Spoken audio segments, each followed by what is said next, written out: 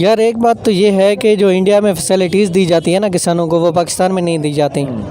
और इससे एक चीज़ ये भी रिलेट करती है कि पॉलिटिकल स्टेबिलिटी, इन्वेस्टमेंट, ये चीज़ें बहुत मैटर करती हैं। हम मशीनरी सारी इंपोर्ट करते हैं, इंडिया में वो ऐसा कोई सीन नहीं है, वो खुद बनाते हैं, या जो भी फैक्ट्रीज़ वगैरह काम करती हैं, खाद वगैरह वो सारा खुद ही बनाते हैं, वो ऐसे इंपोर्ट करते हैं। तो वो फॉर एग्जांपल रशिया से अभी हमारा वो जो चल रहा था कि गंदम और तेल का, तो वो तो पहले से ही वो हैं पॉलिटिकल तौर पे वो इतने मजबूत हैं कि वो अपने आवाम के लिए फ़ैसले करते हैं। पाकिस्तान में तो ऐसा कोई सीन नहीं है कि हम खुद अपने फ़ैसले कर ही नहीं सकते।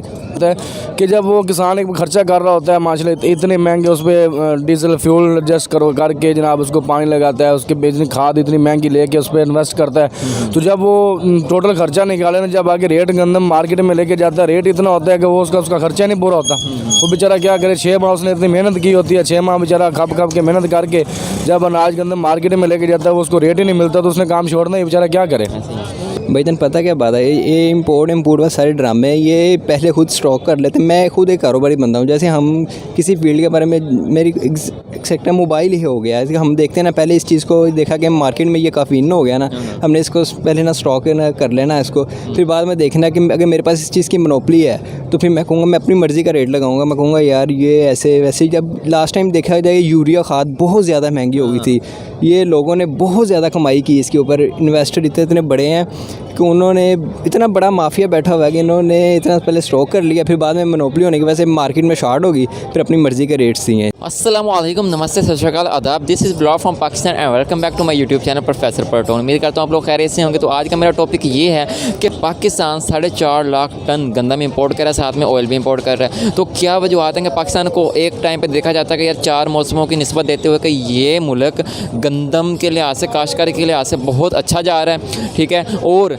इसके जो काश्तकारी है यहाँ से एक्सपोर्ट की जाती थी, लेकिन अब एक टाइम आ चुका है कि वो चीज़ें इंपोर्ट की जा रही हैं। तो इस चीज़ को निस्बत दें इंडिया से, इंडिया इस टाइम एक्सपोर्ट कर रहा है और इंडिया एक टाइम पर इंपोर्ट करता था और चीज़ें उलट होने लगी हैं। तो क्या वजूहत है कि हमारे हालात इतने ख़राब होते जा रहे हैं, हमें अपने लोगों का पेट भरने के लिए इंपोर्ट करनी पड़ी हैं। तो आइए चलते हैं आवाम की तरफ। अस्सलाम वालेकुम सलाम। सर, आपका नाम? मोहम्मद आसिफ। अस्सलाम वालेकुम। वालेकुम सलाम। सर, आपका नाम? ज़ीशान। अस्सलाम वालेकुम। वालेकुम सर, सलाम। आपका नाम?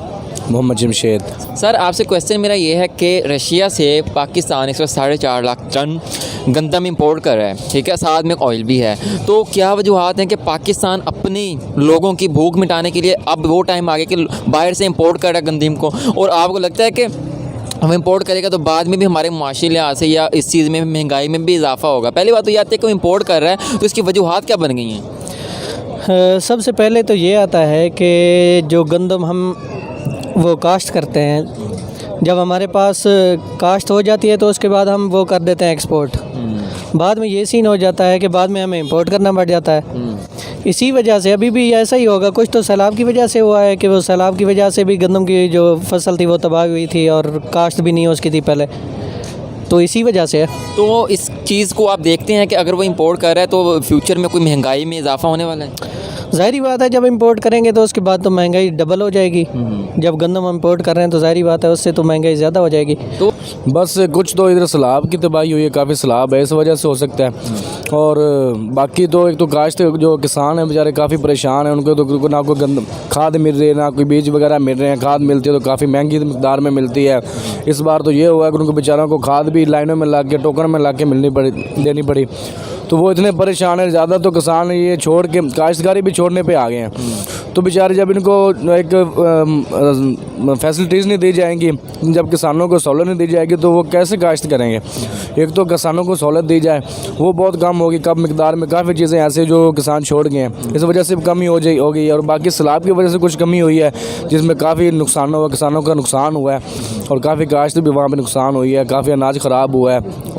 फ़र्स्ट ऑफ़ ऑल तो महंगाई हो गई है जिसकी वजह से ये खाद शाद है वो काफ़ी महंगी हो गई हुई है। दूसरी बात ये है कि अक्सर ना वो हमारे जो बड़े बड़े इन्वेस्टर्स हैं ना, उन्होंने एक तो ज़रूरी ये जो कारोबार है खेती बाड़ी की तरफ ना तवज्जो कम कर दी। लोग ये प्रॉपर्टी में ज़्यादा इन्वेस्टमेंट कर रहे हैं, सोसाइटीज़ वगैरह काट रहे हैं, वहाँ पे चले गए हुए हैं। और दूसरा कि हमारे ये जो लोग हैं ना, ये शुरू में पहले जो अपनी गंदम होती है इसको पहले एक्सपोर्ट कर देते हैं, बाद में फिर महंगे दामों को खुद मंगवाते हैं। ये सिर्फ के ब्यूरोक्रेट्स हैं ना, वो इस चीज़ का फ़ायदा उठाते हैं कि वो अपने पहले गंदम बेच देते हैं, फिर बाद में हुकूमत को महंगे दामों में मंगवानी पड़ती है। ये सिर्फ हुकूमत तो तब मंगवाती है ना कि जब वो उन्होंने हमारे पैसे से ही मंगवानी है ना, बाइट से, क्योंकि हमारा टैक्स है वो उसकी उसी से मंगवानी है। पहले ये खुद अपनी जेब में भर लेते हैं, उसके बाद फिर ये हमारे पैसों से मंगवा के हमें ही महंगी दोबारा बेचते हैं। एक टाइम था कि देखें कि हमारे मुल्क को ज़राअत के लिहाज से यानी कि 4 मौसमों की निस्बत दी जाती थी कि ये बहुत अच्छा जाता है और किसान भी खुश थे। तो पिछले कुछ टाइम में देखा जा रहा है कि खाद की कमी आ रही थी, वो दी नहीं जा रही थी, स्टॉक बड़े बड़े पकड़े गए हैं। तो वो क्या उस चीज़ को इससे रिलेट करते हैं आप? बिल्कुल ऐसा ही है। जब आपकी जो काश्त के लिए जो चीज़ें यूज़ होते हैं, फॉर एग्जांपल मशीनरी हो गई या खाद हो गया, ये सारी चीज़ें महंगी है तो उसका इम्पैक्ट तो लाजमी इस पे पड़ेगा ये खाद की वजह से। और सबसे पहली बात तो ये है कि गवर्नमेंट इस बारे में कोई भी वो फैसिलिटीज़ प्रोवाइड नहीं करती, इसलिए वो काश्तकार जो है ना वो ज़्यादा गंदम काश्त नहीं करते।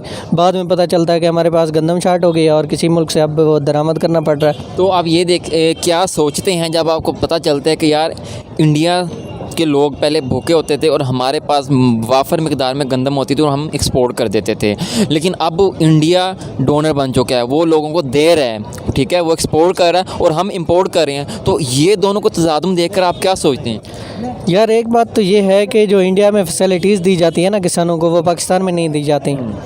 और इससे एक चीज़ ये भी रिलेट करती है कि पॉलिटिकल स्टेबिलिटी, इन्वेस्टमेंट, ये चीज़ें बहुत मैटर करती हैं। हम मशीनरी सारी इंपोर्ट करते हैं, इंडिया में वो ऐसा कोई सीन नहीं है, वो खुद बनाते हैं, या जो भी फैक्ट्रीज़ वगैरह काम करती हैं, खाद वगैरह वो सारा खुद ही बनाते हैं, वो ऐसे इंपोर्ट करते हैं। तो वो फॉर एग्जांपल रशिया से अभी हमारा वो जो चल रहा था कि गंदम और तेल का, तो वो तो पहले से ही वो हैं पॉलिटिकल तौर पे वो इतने मजबूत हैं कि वो अपने आवाम के लिए फ़ैसले करते हैं। पाकिस्तान में तो ऐसा कोई सीन नहीं है कि वहाँ हम खुद अपने फ़ैसले कर ही नहीं सकते। तो वहाँ पर इंडिया में क्या देखते हैं? उनका सियासी निज़ाम अच्छा है, गवर्नमेंट अच्छी है, उनके स्टूडेंट अच्छे हैं, उनके लोग अच्छे हैं, तो क्या वो चीज़ ऐसी है कि वो इतना अब बढ़ता जा रहे हैं? पॉलिटिकल स्टेबिलिटी सबसे ज़्यादा मैटर करती है। अगर पॉलिटिकल स्टेबिलिटी होगी तो इन्वेस्टमेंट आएगी और फैक्ट्रियाँ वगैरह लगेंगी, खाद की फैक्ट्रियाँ लगेंगी। अभी तो सारा कुछ हमने इंपोर्ट करना है, तो ज़ाहिर बात है उसी का इम्पैक्ट पड़ता है। तो आने वाले चंद सालों में पाकिस्तान को कहाँ देखते हैं आप? अगर तो यही सिचुएशन रहा तो पहले भी वो बातें हो रही हैं कि हम डिफ़ॉल्ट की तरफ जा रहे हैं, तो ज़ाहिर बात है वहाँ पे ही जाना पड़ेगा। अगर पॉलिटिकल स्टेबिलिटी ना आई तो ज़ाहिर बात है डिफ़ॉल्ट ही हो गए। कोई पैगाम देना चाहेंगे?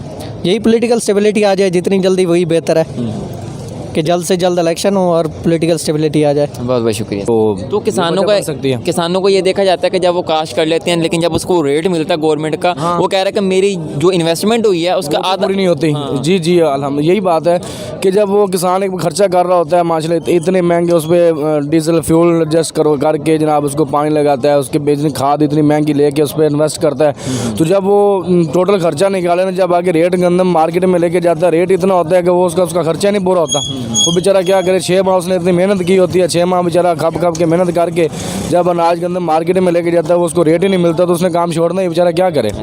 तो अब ये चीज़ें देखें कि आपको लगता है कि किसी हद तक ये चीज़ें हम जो इंपोर्ट करते हैं, अब स्प्रे या खाद ये इनके रेट बढ़ रहे हैं, ये किसान तक पहुंचती हैं तो बड़े महंगे दामों पहुंचती हैं, तो ये चीज़ें इंपोर्ट कर रहे हैं, तो हम अपने मुल्क में मैन्युफैक्चर नहीं कर रहे, या क्या वजूहत हैं कि इसकी इतनी प्राइसेस ऊपर जा रही हैं?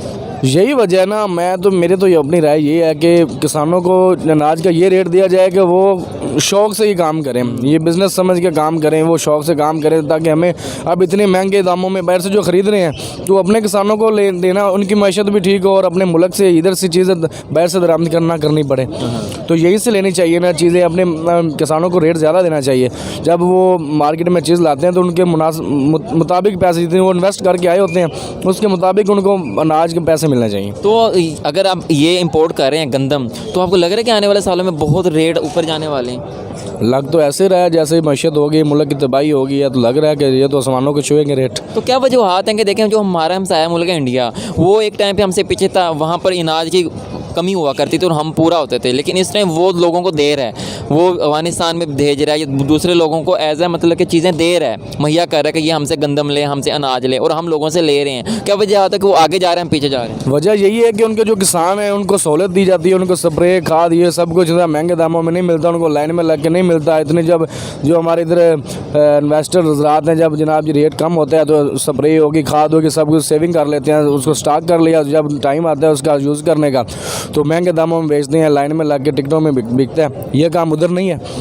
इस वजह से वो शौक़ से काश्तकारी कर रहे हैं, तो अनाज भी खुला आगे भी दे रहे हैं, अपने मुल्क में भी सप्लाई पूरी कर रहे हैं। तो ये जो काम है इसके पीछे कोई लगता है कि आपको कैसे ये बेहतर हो सकता है? ये जो हमारे ज़राअत के जो वज़ीर हैं उनको सोचना चाहिए और हमारी हुकूमत को सोचना चाहिए उनके बारे में, लेकिन हुकूमत इस टाइम तो बिल्कुल ही डामाडोल है, कोई समझ में नहीं बात आ रही, उनको अपनी अपनी पड़ी है, किसी को क्या कोई फिक्र नहीं है। तो आने वाले कुछ सालों में पाकिस्तान को बेहतर देखते हैं? जो अगर यही हालात रहे तो बेहतर नहीं है, बल्कि इससे भी गया गुजरा देख रहे हैं जो ये हालात चल रहे हैं।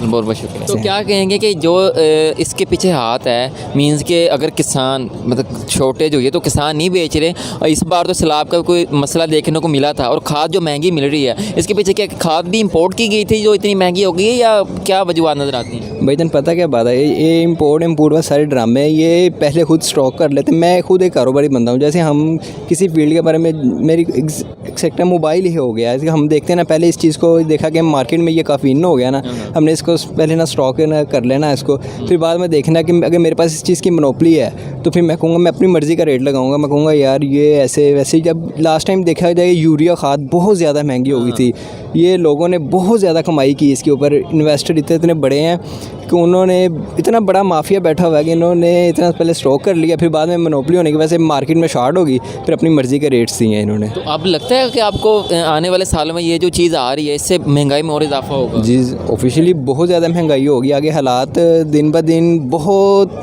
ख़राब होते जा रहे हैं पाकिस्तान तो के। कहाँ देखते हैं कि देखें आपको जो हमसाया मुल्क है इंडिया, एक टाइम पे वहाँ पर देखा जाता है कि यार आम लोगों के लिए वहाँ पर ना रेशो जो भूख की रेशो है या उन तक खाने की रेशो है, तो लोग ज़्यादातर भूखे से होते हैं पाकिस्तान की निस्बत, ऐसा ही था। लेकिन अब इंडिया को अगर देखा जाए तो इंडिया एक्सपोर्ट कर रहा है चीज़ें, लोगों को दे रहा है, ठीक है, और हम इम्पोर्ट कर रहे हैं। तो इस लेवल पर आकर उनसे हम अगर कंपेयर किया जाए तो अपने आप को देखते हैं तो क्या महसूस करते हैं? सर हमें बहुत ज़्यादा शर्मिंदगी होती है, हम कहते हैं कि वो जैसे अब इंडिया की तो जो बात की बात है वो काफ़ी बड़ा है, हम बांग्लादेश को देख लें कि वो 1 टका होता था कि अब वो उसकी वैल्यू कहाँ से कहाँ पे चली गई, वो उनके पाकिस्तानी 3 रुपये है तो उनका अब 1 टका बन रहा है। तो इंडिया का भी ऐसे हिसाब हो गया अब, तो वो काफ़ी ज़्यादा ना प्रॉब्लम्स हो गई हुई हैं। ये सिर्फ हमारे जो बड़े बड़े ब्यूरोक्रेट्स वगैरह हैं ना, ये गवर्नमेंट्स वगैरह, इन्होंने हमारे मुल्क का खाना ख़राब करके रख दिया। तो आने वाले 4 सालों में कोई हालात बेहतर देखते हैं?